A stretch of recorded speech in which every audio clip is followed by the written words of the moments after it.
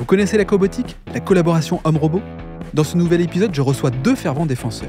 Cyril Griotier, directeur commercial d'OnRobot, et Thierry Biojou, responsable marketing offre chez Schneider Electric. Pour eux, c'est évident, la cobotique va révolutionner l'industrie. Dans ce nouvel épisode, ils nous éclairent sur ses avantages et les solutions qu'elle nous apporte. Industrie du futur, un format proposé par Schneider Electric. J'accueille aujourd'hui deux personnes. Thierry Biojou, bonjour Thierry. Bonjour Laurent. Alors tu es responsable marketing de l'offre chez Schneider Electric. Et puis à nos côtés, Cyril Griotier. Tu es Sales Manager France pour OnRobot. Bon. C'est bien ça, bonjour Laurent. Bonjour Cyril. Alors je suis ravi de vous accueillir ici sur le stand de Schneider Electric au sein du Global Industrie à Lyon. Un épisode autour finalement des cobots, puisque vous êtes venu parler de ce sujet-là. Mais avant de rentrer dans le détail de la cobotique, ce qui serait intéressant, c'est de savoir quelle est la différence d'ailleurs entre les robots et les cobots, et donc la robotique et la cobotique. Thierry. Tout à fait. Alors, les cobots sont des robots, mais c'est la différence avec les gros robots qu'on a en tête sur les robots industriels, qui sont des robots qui vont déplacer des carcasses de voitures, par exemple. Bien, les cobots sont des robots au plus près de l'humain. Sont des cobots qui vont donc des robots qui vont collaborer avec l'humain et qui vont permettre d'aider l'humain dans ses tâches quotidiennes, de façon à ce que, eh bien, on va lui éviter des risques de troubles musculo-squelettiques, par exemple, ou des choses comme ça. Et c'est vraiment le cobot, c'est la robotique qui vient aider l'humain. Donc c'est un bras qui prend une pièce, qui le déplace. C'est des bras mécaniques, en fait. Hein. C'est comme ça qu'on l'illustre. Et c'est là-dessus que toi, Cyril, tu aides aussi les industriels, finalement, à s'équiper et à rentrer dans cette dynamique d'intégration de cobots. C'est bien ça? C'est ça. Et donc, exactement comme Schneider, en fait, on va dire un bras collaboratif. Il faut des outils collaboratifs. Et en fait, OnRobot, le fer de lance, c'est de fournir en fait des types d'outils qui sont adaptés à des usages spécifiques. Voilà. Donc tu ne fournis pas forcément le bras, ça c'est plutôt du domaine de Schneider Electric.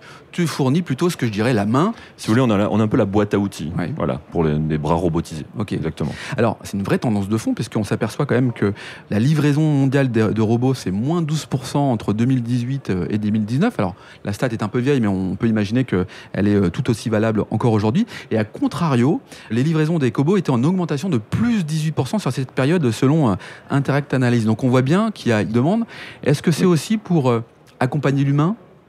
C'est pour accompagner l'humain. En fait, il y a une vraie tendance et un vrai engouement dans la cobotique, parce que c'est un outil qui est simple à prendre en main, c'est un outil économique et qui apporte vraiment une aide à l'humain dans ses tâches de tous les jours, et qui va permettre vraiment de démocratiser la robotique. C'est-à-dire que là où on hésitait autrefois à mettre peut-être un robot parce que c'est compliqué à mettre en œuvre, c'est lourd, c'est gros, c'est pas beau, c'est cher. Là, la cobotique amène quelque chose en plus. C'est un peu l'image du vélo pas cher qu'on va aller utiliser, qu'on va acheter par Internet. On n'est pas encore à acheter des cobots par Internet, mais pourquoi pas, c'est quelque chose de très simple à mettre en œuvre, en tout cas. Le champ des possibles, on peut l'imaginer, doit être très large. Cyril, quand tu nous projettes sur le champ des possibles et sur les cas d'usage, qu'est-ce qu'on peut faire avec des cobots? Concrètement, voilà, le fait d'avoir ce partenariat, ce couple cobot-outil, ouvre vraiment les champs du possible. Ça permet en fait de répondre à des demandes de tout secteur d'activité. On peut parler de pharma, par exemple, en disant on va faire du dévraquage. On peut parler de packaging, en disant on va mettre des cartons sur des palettes pour faire des solutions de palettisation.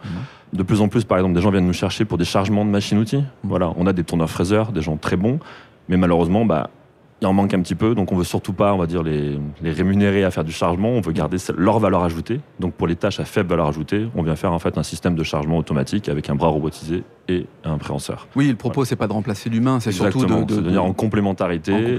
Et comme tout à l'heure tu parlais de réindustrialisation, si je puis dire, ça permet en fait à tous ces sites en France qui se réindustrialisent aussi d'être de plus en plus compétitifs, de plus en plus flexibles et de pouvoir répondre dans un laps de temps assez court, on va dire, à une automatisation d'une chaîne de production, concrètement. Ça permet aussi d'éviter ce qu'on appelle les TMS, les troubles musculo-squelettiques. Tout à fait. C'est une vraie tendance aussi dans les industries de préserver le capital humain au sein des entreprises. Chez Schneider Electric, c'est quoi la particularité des cobots? La particularité des cobots de Schneider Electric, c'est que, au-delà de la partie cobot, en fait, nos cobots vont s'intégrer pleinement dans toute notre écostructure de machines et donc pouvoir être interfacés avec d'autres éléments, d'autres robots, un automate, on peut remonter des informations, etc. Donc on est vraiment intégré dans l'écostructure Schneider, donc c'est un peu la particularité. Après, pour revenir sur ce que disait peut-être Cyril, c'est qu'effectivement, on n'a pas de limite au niveau de l'imagination sur ce que peut faire un couple cobot-robot. C'est vraiment l'humain qui va pouvoir définir lui-même ce que va devoir faire l'outil. Merci à vous deux, on l'a bien compris, à l'instar finalement d'une voiture et d'un pneu, vous êtes un peu le couple parfait du cobot et de l'outil, si je peux l'exprimer ainsi. Comment fait-on si on est une industrie, qu'on veut s'équiper finalement de cette technologie? Comment ça se passe? Dans un premier temps, j'imagine qu'on fait appel à Schneider Electric, c'est ça? Tout à fait, on fait appel à Schneider Electric. Alors, on est présent historiquement dans le monde entier, donc il n'y a pas de souci pour nous trouver. On a des distributeurs, on a des revendeurs un peu partout. Et puis, bien sûr, on va sur schneiderelectric.com et on va nous trouver facilement et on va pouvoir nous poser toutes les questions qu'on veut. Très bien, merci Thierry. Cyril, quant à toi, OnRobot, comment fait-on? On a un modèle économique un peu similaire à Schneider Electric via un réseau de distribution. Ouais. Après, donc, un peu comme Schneider, on a aussi un site internet qui est très bien fait, qui permet de voir un peu la compatibilité avec le type de robot, par exemple. onrobot.com, se.com. Merci à tous les deux, merci d'avoir participé au podcast Industrie du futur, un format proposé par Schneider Electric. Merci également. Merci. Si cet épisode vous donne envie d'aller plus loin, c'est l'occasion d'en parler à Antoine Chart, directeur national des ventes. Bonjour Antoine. Bonjour Laurent. Antoine, peux-tu nous dire comment passer de l'idée aux actes lorsque l'on veut se transformer? Laurent, c'est très simple. Les sujets de transformation digitale, de décarbonation et d'électrification sont au cœur de la stratégie Schneider Electric. Et comme on a pu l'entendre dans ce podcast, l'ambition de Schneider Electric est d'accompagner les entreprises du territoire sur ces enjeux de transformation. Pour entrer en contact avec nous, rien de plus simple, le site internet www.se.com ou mon profil LinkedIn où je me ferai un plaisir de vous répondre. C'est très simple, merci Antoine. Merci Laurent.